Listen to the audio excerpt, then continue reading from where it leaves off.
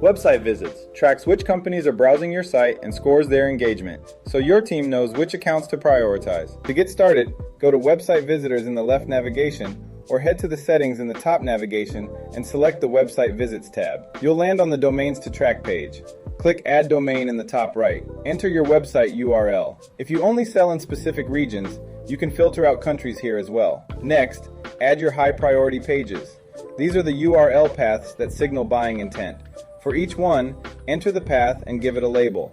These pages carry more weight in the intent score, so be deliberate about what you add. If there are pages you don't want tracked, add those under Exclude specific URL paths.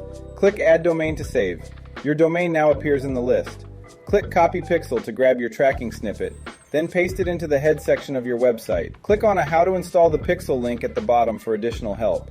Once the pixel is live, data starts appearing in your website visitors dashboard within 24 to 48 hours.